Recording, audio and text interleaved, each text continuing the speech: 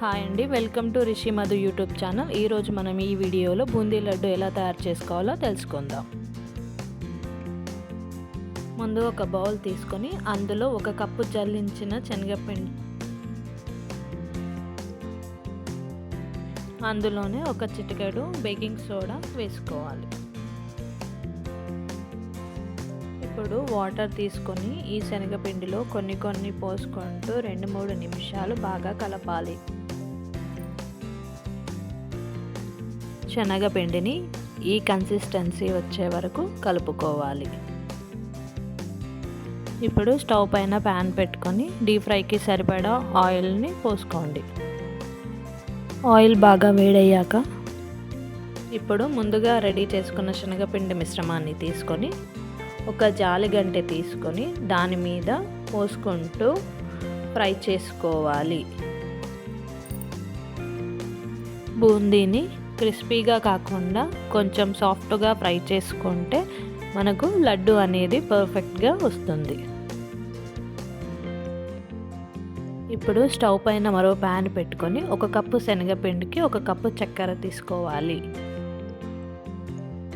ఇప్పుడు అందులో tea glass అన్ని వాటర్ పోసి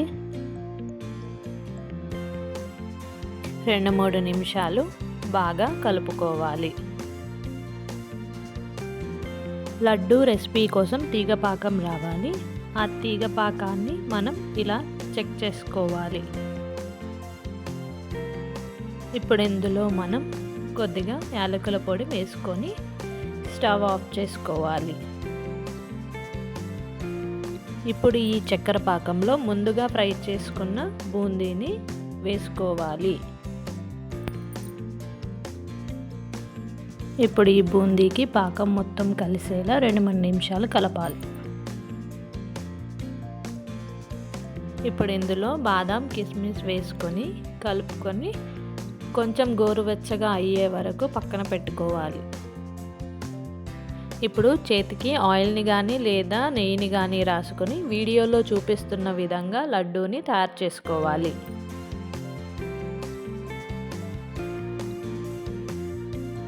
అంతే అండి, సింపుల్గా మనం ఇంట్లో ఉండే ఐటమ్స్తో ఈజీగా బూందీ లడ్డూను తయారు చేసుకోవచ్చు.